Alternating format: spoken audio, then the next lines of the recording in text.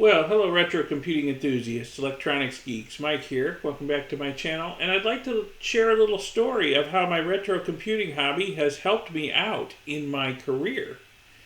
Some of you may know that, I've been semi-retired for quite a few years, but I do consulting gigs from time to time.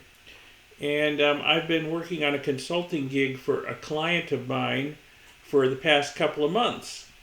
And before we get too far into this video, I'd like to apologize for the lack of actual video in it. There's a lot of still photos, but not video. I'm working at a customer's plant. Filming video is not permitted. Filming their actual machinery is not permitted. There will be some still photos in here of my machinery and some still photos of machinery similar to what they are using that I got from the manufacturer's website. But I'm not showing any of their equipment or the interior of their facility. That is not permitted. So with that said, let's get into this video. And they have a lot of things to keep me busy. But there's one big project that I've been working on for them that involves getting some older CNC lathes that still run the Microsoft MS-DOS operating system connected to Windows servers. Okay, so up until now they've been using a Novell networking system to get the lathes networked so that the cut files can get onto the lathes. And the Novell server is on its last gasp. It's dying. It needs to go, and they need to upgrade. And their old Novell Netware server is ancient. It is absolutely ancient and crusty. They took me in their server room and showed it to me, and there's this ancient, yellow, crusty, used to be beige box sitting in a server rack surrounded by nice, shiny, new, modern servers and switches and lots of blinking lights, and there's this ancient hunk of junk in there. And the IT manager explained to me that they are scared to death that that thing is going to die any day now.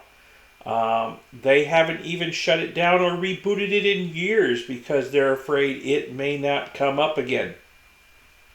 So my project, my task, should I choose to accept it, would be to find a way to network their lathes to more modern Windows servers running Windows 2003. Now you're saying more modern, that's not very modern. Well, Windows 2003 or Server 2003 was the last version of Windows that could actually network with DOS machines.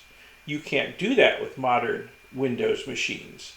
So 2003 it is. That's still a big leap forward over this ancient Novell server they've got in there. And of course, they can always spin up virtual Windows 2003 servers on their more modern servers. And you may be asking yourself, why are they using such old equipment? Why don't they just upgrade? Well, it's not that simple. This is the state of manufacturing in a lot of companies where they're using machinery with very old operating systems. It's just the way it is. Microsoft comes out with a new operating system every couple of years. Intel's constantly coming out with new processors. But the companies can't afford to buy the latest and greatest production machinery every year. I mean, these machines may be $500,000 a pop or more. And the company I'm consulting with has dozens of them. It's simply not in their budget to immediately upgrade all of their machinery every single time a new operating system comes out, or every single time a better processor comes out. It's just not going to happen. And this is the way it is all through industry. Industry everywhere is running on older machinery. This is a bit of an opportunity for people who are experts in keeping older systems up and running to get, have something to do out there in industry, and do a little consulting, maybe even get hired on full time to help keep this older equipment running and upgrade it as best you can until the company can afford to buy newer equipment. Now, it's not the company's fault that they're using this old equipment. They were locked into it by the manufacturer like decades ago when they first started buying these lathes. DOS was fairly new back then, and Novell networking was the thing back then. And they kind of got locked into this system. As they expanded, they bought more and more and more lathes that they could just sort of do plug and play, plug into their manufacturing system, plug into their network. They already had operators trained on running these lathes. Everything just worked. And the manufacturer was not really upgrading the lathes either.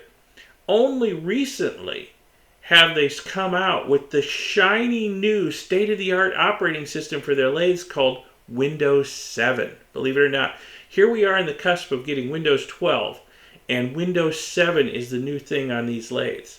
Manufacturing always lags behind the technology by quite a bit, sometimes decades behind. It's just the way it is. I've seen it in lots of different companies.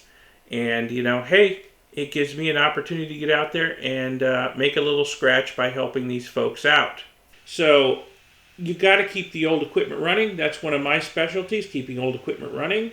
And that's what I'm consulting with these people on, is getting their lathes onto a Windows network.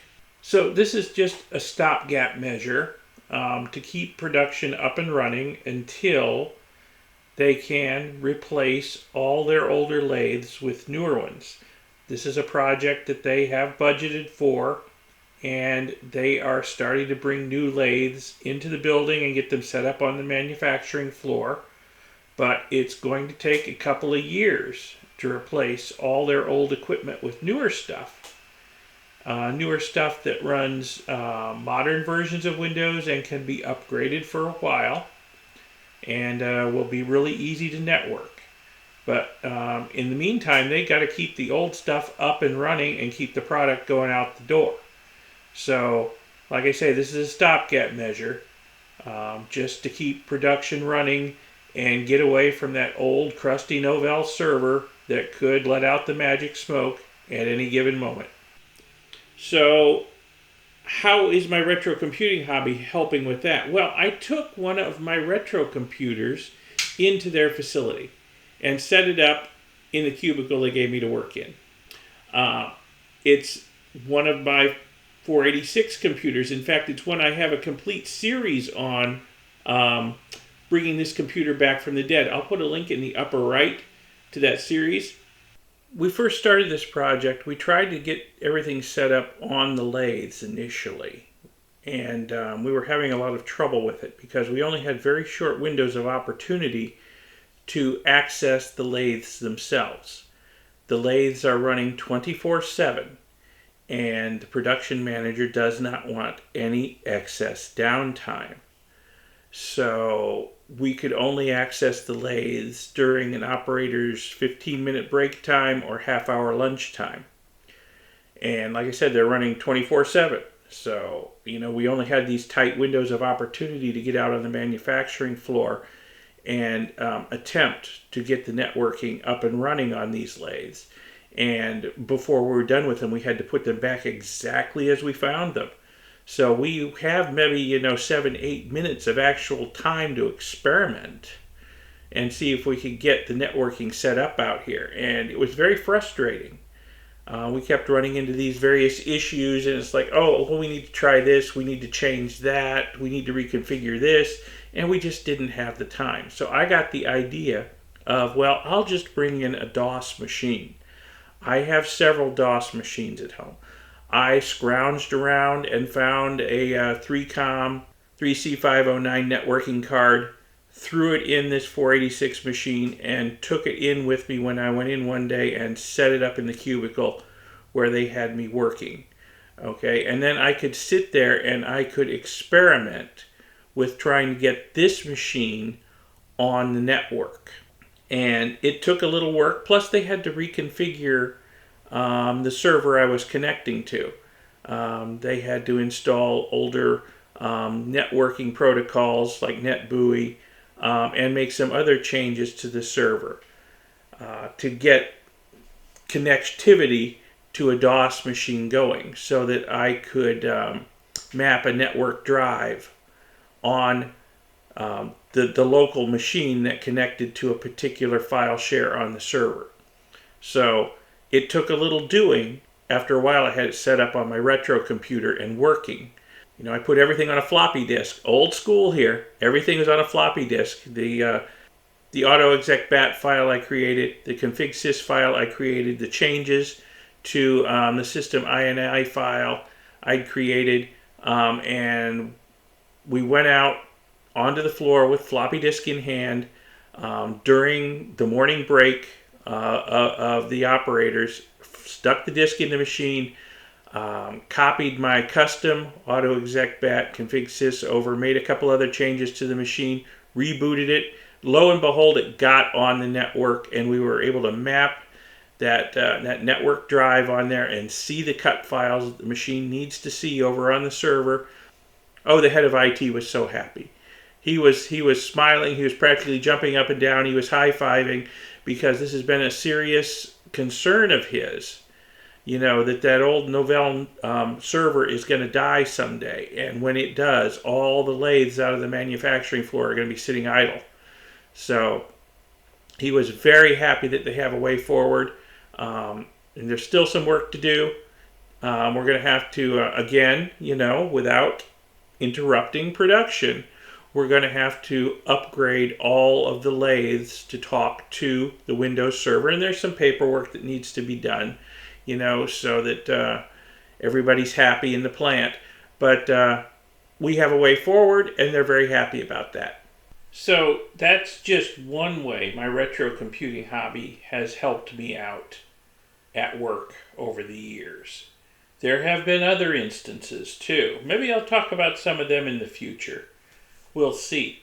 But yeah, retro computing. It's not just a hobby for your basement or your spare bedroom or your office. It's something you can take to work with you sometimes and actually advance your career with.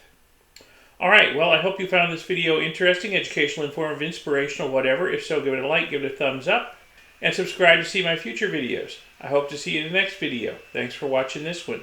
Bye.